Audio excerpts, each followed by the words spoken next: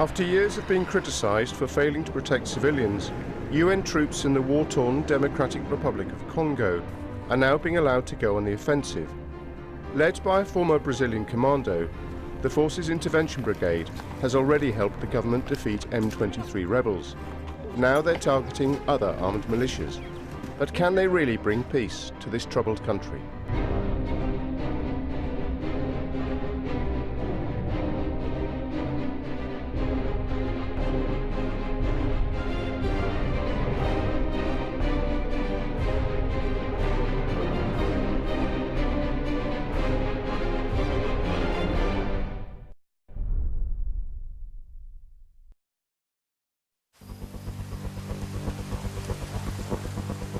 In a land awash with weapons and violence, one man is on a mission to change peacekeepers into peacemakers. Brazilian General Carlos Santos Cruz. For the first time in the history of the United Nations, international troops are allowed to take the initiative and use force against rebel groups to defeat and disarm them. They've been sent here to the Democratic Republic of Congo. We have a mandate to neutralize armed groups. And then, when we finish one, immediately we move ahead to continue our obligation. General Santos Cruz wants the armed groups hiding in the forests and mountains to understand his mission. We are going to protect the civilians, eliminate and neutralize the threats. We go to the threat. We are not going to wait for the threat to come here against the civilian. But can he bring peace to a nation scarred by years of fighting and war?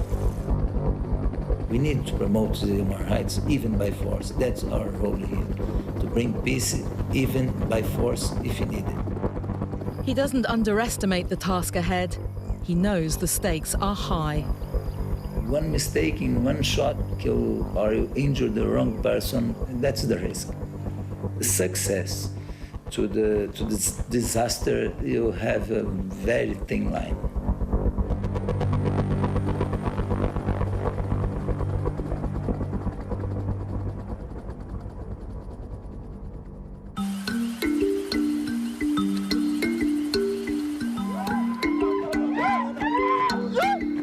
All over Eastern Democratic Republic of Congo, soldiers are preparing for the day ahead. The Congolese National Army, known as the FARDC. The newly deployed United Nations Force Intervention Brigade, the FIB.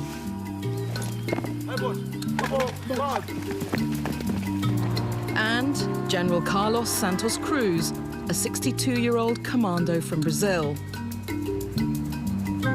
He's the current force commander for the United Nations mission in Congo, MONUSCO, in charge of over 20,000 troops from 50 different nations. He's a really tough man, but it's great. I'm lucky he's double of my age. Eastern Congo has been engulfed in violence for nearly 2 decades, and the civilian population has borne the brunt of it. It's estimated that nearly 6 million people have died, and many hundreds of thousands have been wounded or raped. In March last year, the UN Security Council, after years of ineffective peacekeeping operations, decided to give UN forces in Congo a mandate to go on the offensive. As the man put in charge, General Santos Cruz was handed his toughest ever assignment. The dimension of the human catastrophe we have here, the level of violence, we have millions of civilians dead in consequence of the conflict in the last years, more than all the conflicts in the world. Our challenge is to bring peace and to protect this population from the daily violence we have here.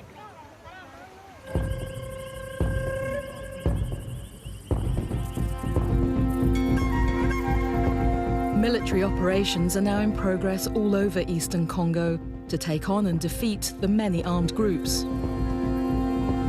They've had some successes, and they've had some setbacks, but it's an enormous change to a mission that's had much criticism in the past for its inaction.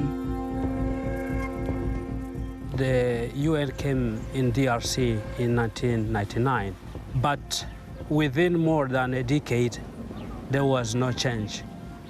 Since this year, we have noticed a kind of change because of the defeat to the M23. We saw that finally the UN forces are really engaged on the side of the FRDC. The UN says it's the end of the M23 rebel group in the Democratic Republic of Congo. But though the fight against the M23 rebels may be over, there are several other militias that still pose a threat. At the UN headquarters in Goma, the regional capital, General Santos Cruz is keen to get this across to his commanders as they regroup before the next stage of their operation. That's the objective. Return to the base, to make our troops much more operational, to advise the commanders with the operational issues, and to trying to have much more coordination with FARDC and PNC. We are not going to be limited to the classic problems we face normally. We are going to face all the problems without restriction.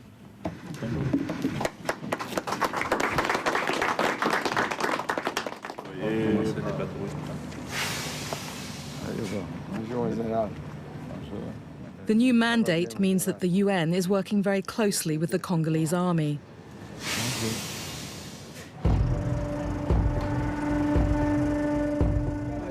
This is that army, the FARDC, and on the morning we caught up with them, they were about to head into battle. Rendez-vous sur le terrain. Force de frappe commando. The operation was being led by one of the Congolese army's rising stars, Colonel Mamadou Ndela, credited with a leading role in the defeat of the M23 last November. Nous vivons ensemble, nous mourons ensemble. Ensemble, Congo est un pays nabiso. Alors, c'était Congo. Congo est un pays nabiso. Tous les rébellions à Nord Kivu, toko beta pour la population nabiso à Congo est la kimia ba mama babanda trafic réglementaire. Rendez-vous sur le terrain. Tout à coup faju à inti yetu. But as the vodka bottle suggested, the operation they were about to launch was deadly serious. A few days later, their commander, Colonel Mamadou Ndela, was killed in an ambush with 3 other soldiers when his vehicle came under rocket attack. Another casualty in Congo's long war. In the past, Congolese troops like these have been accused of committing human rights abuses against civilians. Yet with UN support during the recent defeat of the M23 rebels, they've cleaned up their act. I saw the FARDC permanently taking action, fighting against M23 for 5 months in a row. And then it's visible, very visible, the improvement. We have very clear position on the human rights violations. We do not accept it's one conditionality to have the support from MONUSCO. These are the men that give his words some weight. The new Intervention Brigade, voted into being by the UN Security Council last March. It's made up of 3,000 troops from South Africa, Tanzania and Malawi, with a mandate to neutralize and disarm the various armed groups. Okay, morning, gentlemen. Welcome to the Kibirizi patrol briefing. We'll be leaving this base anytime from now for Kibirizi, where we'll be doing our reconnaissance. This morning, Lieutenant Mataweri from Malawi is reminding his men of their rules of engagement. If we get fired upon, riflemen will return fire if one of our vehicles gets hit by, for example, RPG. Another vehicle from behind will give cover to that particular vehicle, and if you have any casualties, will be whisked away or moved from that particular area. This is the first time since the birth of the United Nations in 1945 that the Blue Helmets can aggressively seek out an enemy. It's a historic decision. The men are part of a forward unit at Kibirizi in the national park. The UN needs to get the latest information on the militia's whereabouts to prepare for the next military offensive due to start at any time. If we have credible information that the civilians will suffer in the hands of some armed groups, we have the freedom to take action, to anticipate the action of the armed groups. There's one particular armed group in the UN sights for the next operation. It's called the FDLR. It came to eastern Congo 20 years ago after fleeing Rwanda.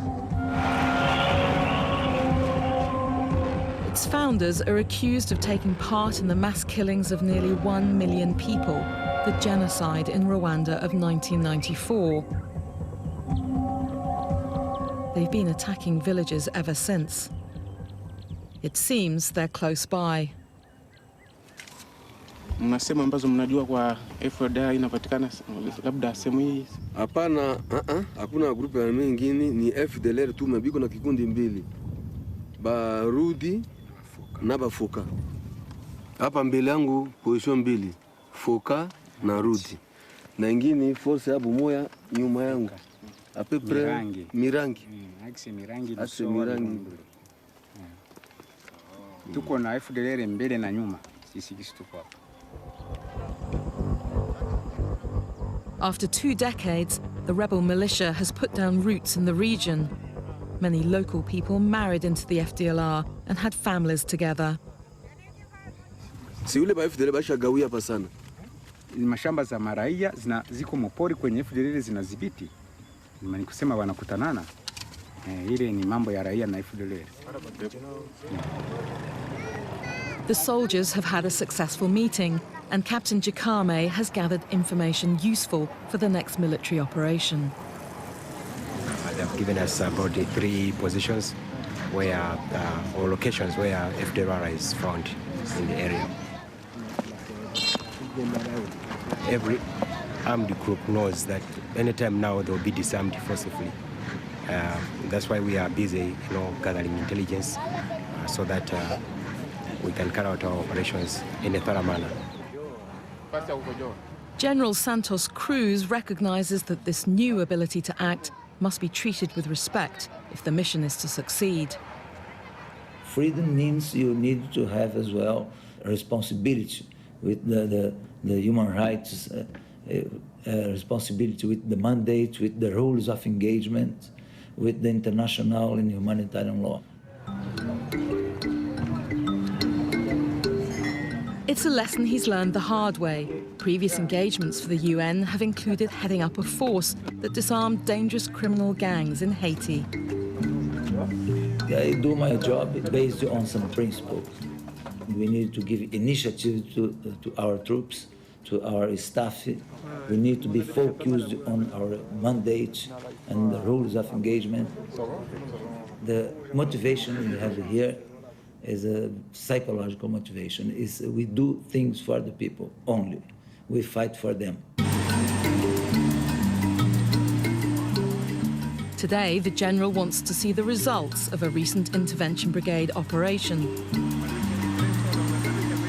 He's going to Pinga. It's a remote village and difficult to access, so he's flying in by helicopter. He's asked the pilot to fly low so he can see the conditions of the roads and the forests where the armed groups are hiding. Recently, 3 days ago, is one route that was released from the armed groups, the presence of the armed groups. And then we are going to observe the movement of the population along the roads and we go to land in Pinga.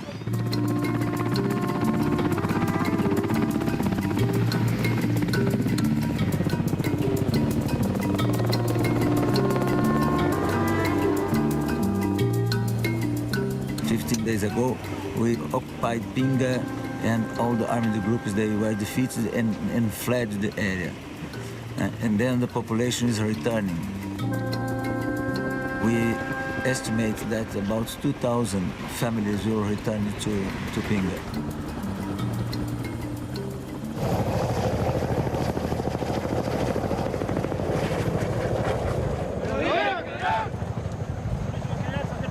First stop is a base manned by Uruguayan soldiers, fellow South Americans. The UN mission in Congo has had the responsibility to protect civilians for many years and has been heavily criticized for not doing so in the past. As survivors of atrocities in Pinga can testify. This woman, Aline, witnessed the leader of the militia group Mai Mai Cheka murder her husband in the most brutal way. Sasa Cheka alifikaka pale na wasodaki akakamata wanangu akamsalimu kamataka pale akamkata kichwa. Sasa alikataka ile kichwa kakamata mkuki akaingiza ile kichwa choba kaenda wasodaki wakaenda na ile kichwa biko natembea nayo ile sodama alikuwa mbele na kamata ile mkuki biko naenda na biko natembea na siwasha tufunga kamba nyuma. Kichwa wakafaa siku mbili wiko nakitembeza mugini yote.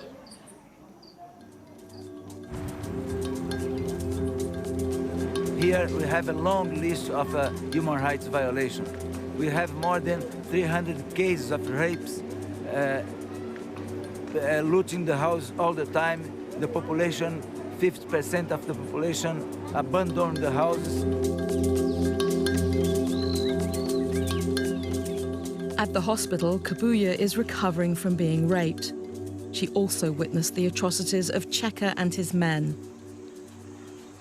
Wanaenda mukazi, sasa wanaenda kule muvita kule, wataleta vichwa watu wanaitia hivi kumiti hivi. Jo watu wanashangaa vichwa vya watu hivi kuhimiti wanaingiza muti humu hivi. Kisha njo wanaenda wanavibeba hivi. Wakati watafika pale mbazi ya Monike pale, asemu kamate, nyenjo munakula nyama wanatupia vile ile vichwa. While the UN soldiers did not intervene to stop the rape and murder of civilians, they did at least provide a refuge for people. Juu MONUSCO ilisaidia watu mingi. Ilikuwa tu ni kusikia risasi la kwanza. Mbio watu yote. Wote na wanaishia mule Monike tu wanajificha mule. Tulikuwa mule walikuwa natusaidia. Sasa vita napigana tunakosa na wakati ya kutoka nje, wanatupatia walikuwa natusaidia hata na chakula. But why didn't the UN do more to protect them? I never tried to understand how UN worked before my arrival here. That for me it was not relevant. Since the moment I came here, I'm very focused on the problems I have in front of me and not what happened before. We are very happy to see along the roads, even in this rainy season, people returning to the houses you see abandoned for so long time.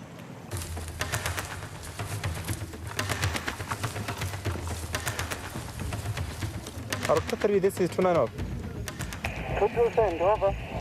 29, are you in contact with the coast line?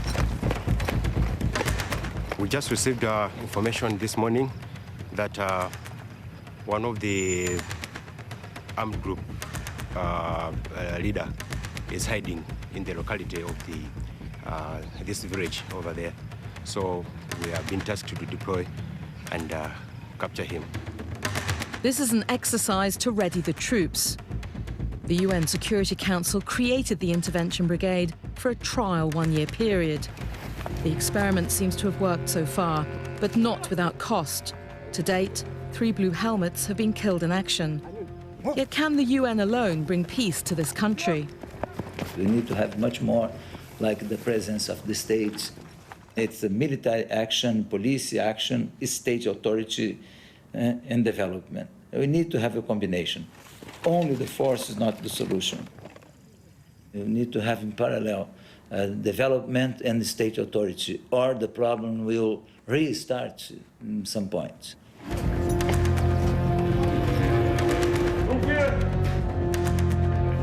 It's still a beginning.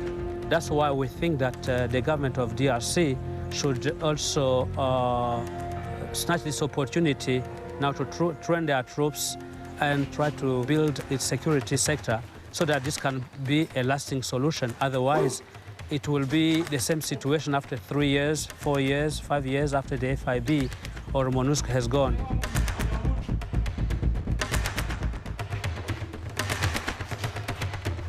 This was just a rehearsal, but these soldiers are ready to go into battle. Because we have undergone so much intensive training, beginning from right away Malawi and here as well. So we are more than ready, in other ways, I can say. We are ready for anything. If we receive an order to follow up any armed group, we are ready for that. 2, 3, we go. That is our posture, that we are doing, that what we are practicing every day, that's the way we are motivating our troops to protect the population. We need to consider how important it is to isolate the problems inside Congo and not to let the armed groups cross the border, because it affects the relationship between countries.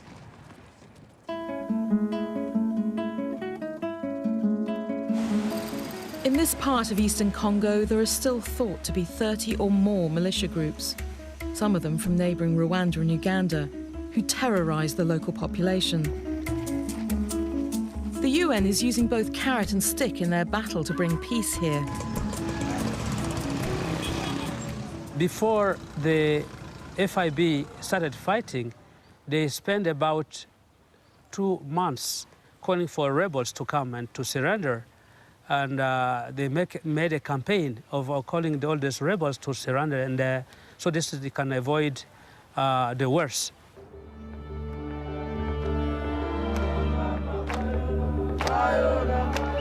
So far, well over 2,000 militia, both men and women, have surrendered their weapons. They're now living in a makeshift camp on the shores of Lake Kivu. The process is known as DDR. Disarmament, demobilization, and reintegration. There are 2 options for the ex-combatants. The first is to demobilize and accept to integrate the civil life, but in this case, they must be trained and they must be integrated in the community, but there is a process that must be followed.